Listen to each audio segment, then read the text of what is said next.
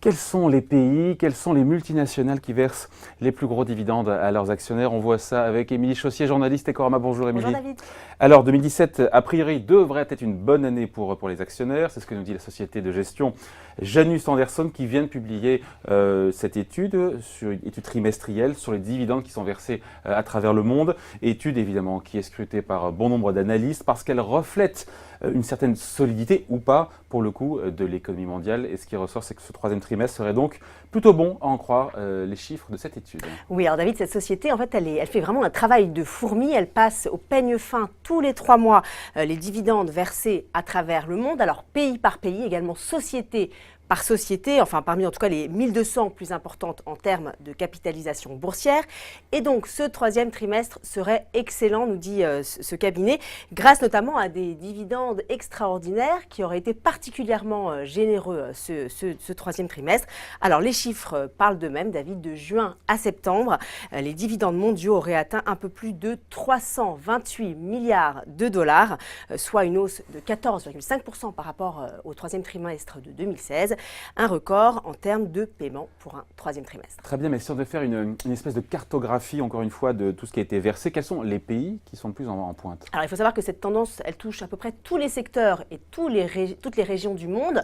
Alors le meilleur élève reste quand même l'Amérique du Nord, États-Unis et Canada, tous les deux, qui à eux deux restent donc les plus gros payeurs de dividendes au monde avec un total de 119,6 milliards de dollars.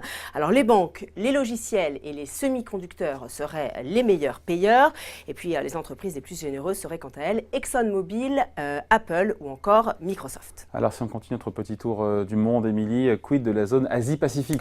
Alors avec 69,6 milliards de dollars, la zone Asie-Pacifique fait elle aussi très fort.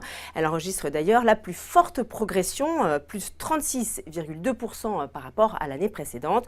Mais alors attention, là on ne parle ni du Japon ni de la Chine, car il faut savoir que la Chine enregistre ce trimestre une légère chute de l'ordre de 0,5%, ce qui est quand même assez étonnant, parce qu'en général, la Chine les sociétés chinoises versent des dividendes au troisième trimestre. Donc en fait, c'est ce que vous disiez tout à l'heure, David, c'est finalement ce rythme de croissance des dividendes peut refléter la solidité de l'économie d'un pays. On en est justement là avec la Chine, c'est ce que nous dit le cabinet Janus Henderson. La Chine pourrait bien enregistrer en 2007 sa 3e année de baisse consécutive après des années de croissance ininterrompue. Il faut donc garder un œil sur la Chine. Oui, et en même temps, on se dit que peut-être c'est à relativiser s'agissant de la Chine, parce qu'il y a une société chinoise qui, pour le coup, fait figure d'exception. Et oui, alors c'est le grand groupe chinois des télécoms, China Mobile, qui décroche, lui, carrément le pompon ce trimestre. Pour fêter ses 20 ans de cotation en bourse, le groupe a décidé de verser des dividendes extraordinaires à ses actionnaires, en plus des dividendes classiques. Résultat, China Mobile a déboursé en une seule fois 8,4 milliards de dollars pour ses actionnaires. Le plus important paiement unique à travers le monde au cours du troisième trimestre, nous dit Janus Henderson. Bon, parlons maintenant de l'Europe et puis de la France aussi. Alors, avec 18,8 milliards de dollars versés, l'Europe fait quand même moins, ce qui est quand même assez normal, puisqu'en général, peu de dividendes sont versés au troisième trimestre en Europe.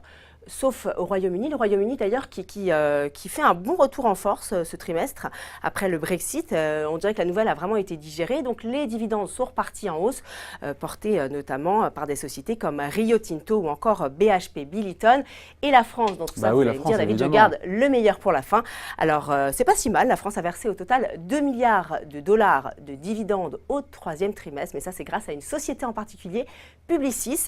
Il faut savoir que lors du passage de relais entre Maurice Lévy et Arthur Sadoun, voilà, ouais. Eh bien, le groupe a augmenté son dividende de 15,6% en euros au troisième trimestre. Et du coup, eh bien, la France se maintient dans le groupe de tête des meilleurs payeurs européens, juste derrière l'Espagne, qui est premier.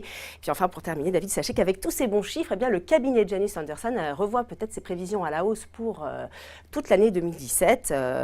Il estime un record de l'ordre de 1249 milliards de dollars de dividendes versés pour l'année 2017 quand même.